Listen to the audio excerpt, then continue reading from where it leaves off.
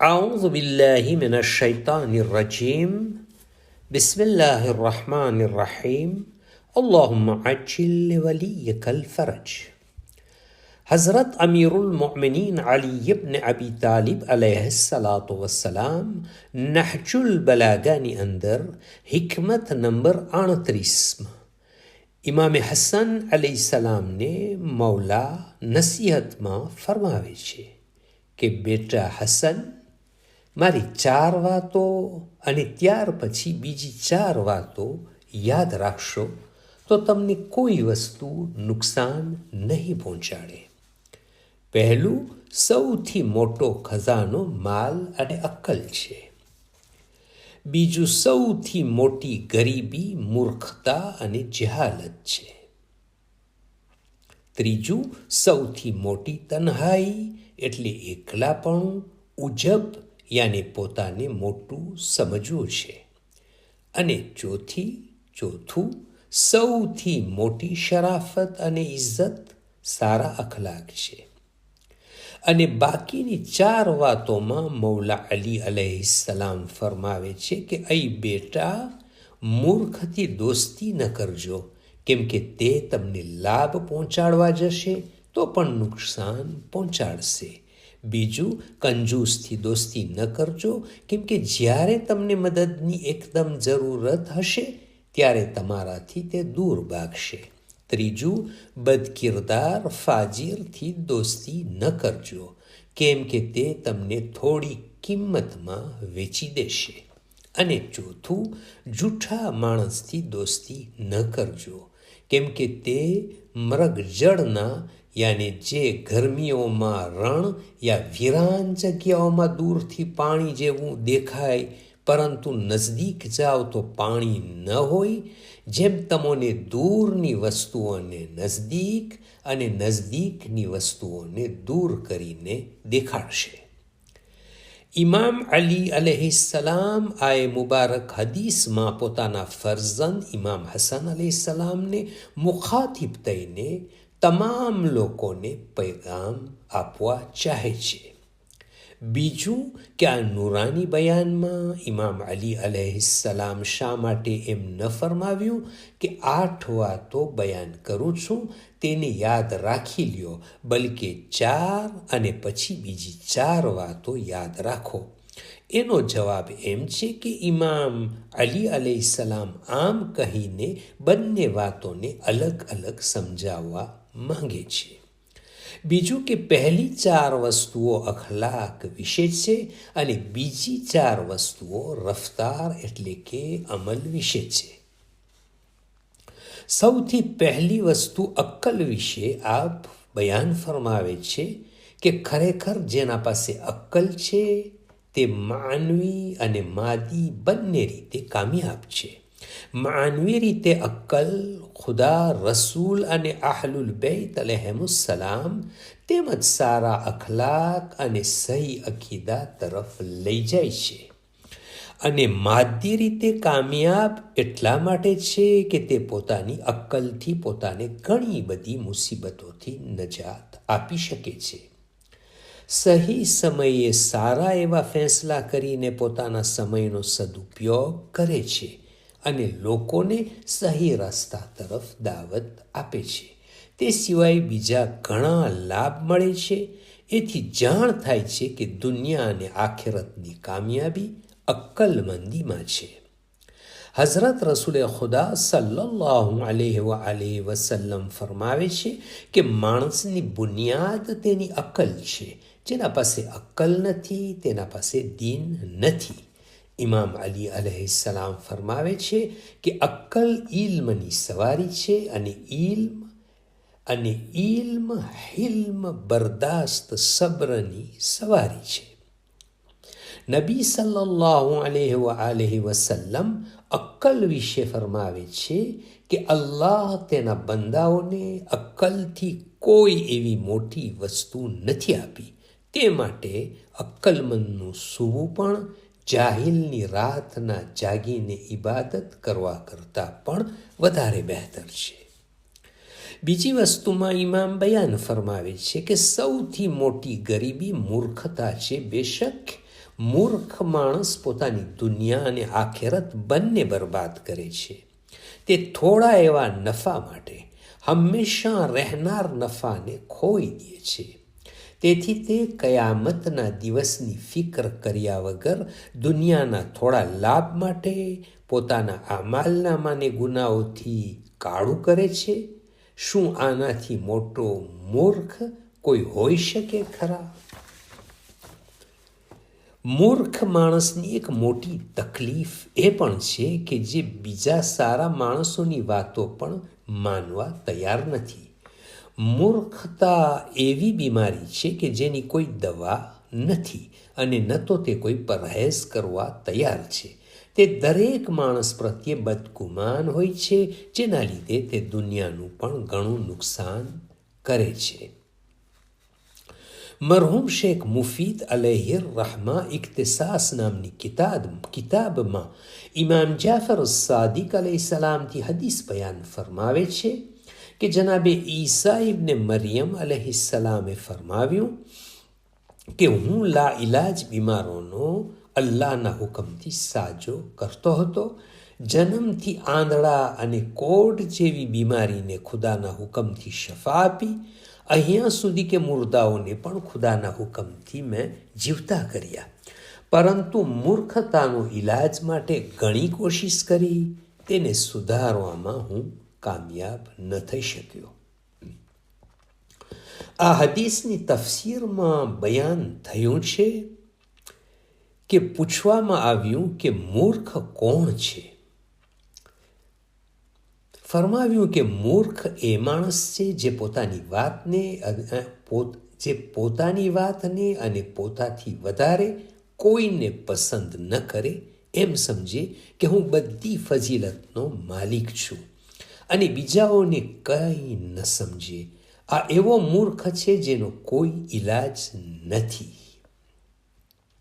રિવાયતોમાં માસુમીન અલૈહિસ્સલામથી મૂર્ખ વિશે બયાન થયું છે કે ઇમામ અલી અલૈહિસ્સલામ ફરમાવે છે કે જે માણસ બીજાઓની ખામીઓને જોવે અને તેને ખરાબ સમજે છતાં એ ખામીઓને પોતે અંજામ આપે, ખરેખર આ માણસ મૂર્ખ છે.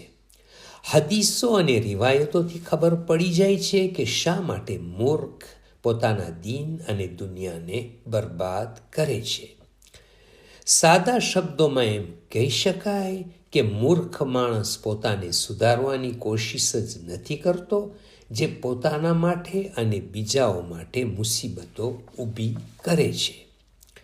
ઇમામ અલૈહિસ્સલામના ત્રીજા નૂરાની બયાનમાં મૌલા અલી અલૈહિસ્સલામ ફરમાવે છે કે સૌથી મોટી તન્હાઈ યાને એકલાપણું ઉજબ યાને પોતાને મોટું સમજવું છે. જે પોતાને બીજાઓ કરતાં મોટો સમજવા લાગે તે દોસ્તમાં અને સગાવાલાઓમાં એકલો રહી જાય છે. આવા માણસો પાસે કોઈ બેસવા તૈયાર નથી થતું. એક હદીસમાં ઇમામ અલી અલૈહિસ્સલામ ફરમાવે છે કે અક્કલ માટે મુસીબત ખુદ પસંદી છે. ખુદ પસંદી અક્કલ ઓછી હોવાની દલીલ છે. ચોથી નસીહત ઇમામ અલી અલૈહિસ્સલામની છે, જેમાં આપ ફરમાવે છે કે સૌથી મોટો હસબ યાની શરાફત, ઇજ્જત સારા અખલાકમાં છે. હસબ એ ફઝીલતને કહેવાય છે જે પોતાની હોય અને બાપ દાદાઓથી મળેલ હોય. સારા અખલાકથી લોકોને પોતાના ચાહવાવાળા બનાવી શકાય છે. સૌથી સારી શરાફતમાં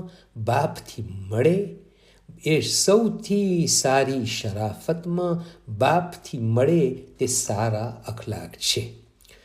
નબી સલ્લલ્લાહુ અલૈહિ વસલ્લમના એટલા સારા અખલાક હતા કે કુરાને મજીદમાં જગ્યાએ સારા અખલાકના લીધે વખાણ કરવામાં આવેલ છે. તેમાંથી સૂરે કલમ આયત નંબર 4 ખુદા ફરમાવે છે, બેશક તમે મહાન અખલાકના માલિક છો. પ્યારા નબી સલ્લલ્લાહુ અલૈહિ વસલ્લમને લોકો અખલાકના મોજીઝાથી પણ ઓળખે છે. ઇમામ અલી અલૈહિસ્સલામ ફરમાવે છે, સારા અખલાકથી રોઝીમાં વધારો થાય છે, દોસ્તોમાં મોહબ્બત પેદા કરે છે. અખલાકની ફઝીલતમાં એટલી બધી હદીસો અને રિવાયતો છે કે જેને અહીંયા બધી બયાન થઈ શકતી નથી. ફક્ત આ હદીસથી અંદાજો લગાવી શકીએ છીએ કે મૌલા અલી અલૈહિસ્સલામ ફરમાવે છે કે સારા અખલાકમાં રોજીના ખજાના છુપાયેલા છે. ઇમામ અલૈહિસ્સલામ 4 હિકમત પછી દોસ્તી કોના સાથે ન કરવી તેવા 4 સિફતોવાળા માણસો બતાવ્યા છે. પહેલું, મૂર્ખ માણસ સાથે દોસ્તી ન કરવી જોઈએ. તે લાભ પહોંચાડવા ચાહશે તો પણ નુકસાન પહોંચાડશે. તેને લાભ અને નુકસાનના વચમાં સમજણ જ નથી. અને જો આવો માણસ દોસ્ત હશે તો નુકસાન થશે. જિંદગીમાં દોસ્તનો મોટો અસર હોય છે. મૂર્ખ માણસ એ છે કે જે શકમાં જિંદગી ગુજારતો હોય છે, નેકને બદ અને બદને નેક સમજતો હોય છે.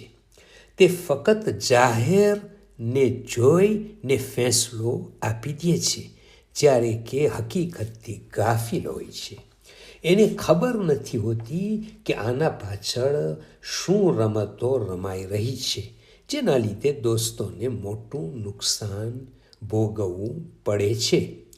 ઇમામ અલી અલૈહિસ્સલામ બયાન ફરમાવે છે કે આવા લોકોથી દોસ્તી હરગીઝ કરવી નહીં. મુસીબતોમાં ન ફસાવ. મૂર્ખ માણસથી મશવરો લેવાની પણ ઇમામ જાફર સાદિક અલૈહિસ્સલામે સખત મનાઈ પાડી છે. અને બીજી એક હદીસમાં આપે ફરમાવ્યું કે 4 વસ્તુથી દિલ મુર્દા બની જાય છે. એમાંથી એક છે મૂર્ખથી વાતો કરવી. બીજું, કંજૂસથી દોસ્તી ન કરવી. દોસ્તીમાં એકબીજાની કોઈ પણ રીતે જરૂરત પડે છે, પરંતુ જો દોસ્ત કંજૂસ હશે તો તે સખત મુસીબતમાં પણ તમારો સાથ નહીં આપે અને છોડીને ચાલ્યો જશે. ઇમામ અલી અલૈહિસ્સલામ જનાબે માલિકે અશ્તરને ફરમાવ્યું કે કંજૂસ માણસને સલાહ મશવરો ન લેતા, કેમ કે તે બીજાને મદદ કરવાથી રોકશે અને ગરીબ થઈ જશે તેમ કહીને ડરાવશે. ત્રીજું, ફાસિક યાને ખુલ્લામાં ખુલ્લા ગુનાહ કરનારથી દોસ્તી કરવાની મનાઈ ફરમાવી છે. આવા લોકોને કોઈની પરવા નથી હોતી, ફક્ત પોતાની ખ્વાહિશના પૂજારી હોય છે, જે પોતાની ઈચ્છા પૂરી કરવા એટલે હદ તક સુધી જઈ શકે છે કે તે પોતાના દોસ્તને પણ થોડાક એવા લાભ માટે વહેંચી નાખે છે. ચોથું, ખોટું બોલનારથી પણ હરગીઝ દોસ્તી ન કરવી, તેમ ઇમામ અલી અલૈહિસ્સલામનું બયાન છે. આપણે જાણીએ છીએ કે તેના કેટલા બધા નુકસાન છે. આવા માણસ સાચાને ખોટું અને ખોટાને સાચું કરી હકીકતથી બહુ જ દૂર કરી દે છે. મકસદ સુધી પહોંચવામાં રૂકાવટ બને છે અને જેના લીધે ફક્ત નજાસત ઉઠાવવું અને જેના લીધે ફક્ત નુકસાન ઉઠાવવું પડે છે. હદીસમાં ઇમામ અલી અલૈહિસ્સલામ જૂઠા માણસથી મશવરો લેવાની પણ મનાઈ કરી છે. તે મરગ જળના જેમ હોય છે, કેમ કે તે નજદીકને દૂર અને દૂરને નજદીક સમજે છે. ઇમામ જાફર સાદિક અલૈહિસ્સલામ નુરાની હદીસમાં ઇરશાદ ફરમાવે છે કે યોગ્ય નથી કે ઈમાનદાર બેઈમાન ખુલ્લામાં ખુલ્લા ગુનાહ કરતો હોય તેમનાથી તેમજ મૂર્ખ અને જૂઠા લોકોથી ભાઈચારો યાને દોસ્તી રાખે.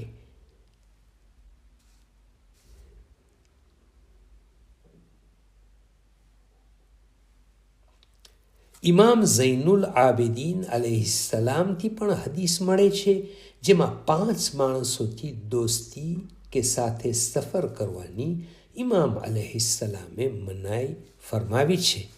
તેમાં 4 ઉપર બયાન મુજબ અને 5મું સગાવાલા સાથે રિશ્તો તોડનાર અને સિલે રહેમ ન કરનાર, કેમ કે કુરઆને મજીદમાં 3 જગ્યા ઉપર આવા માણસો ઉપર અલ્લાહે લાનતો મોકલી છે.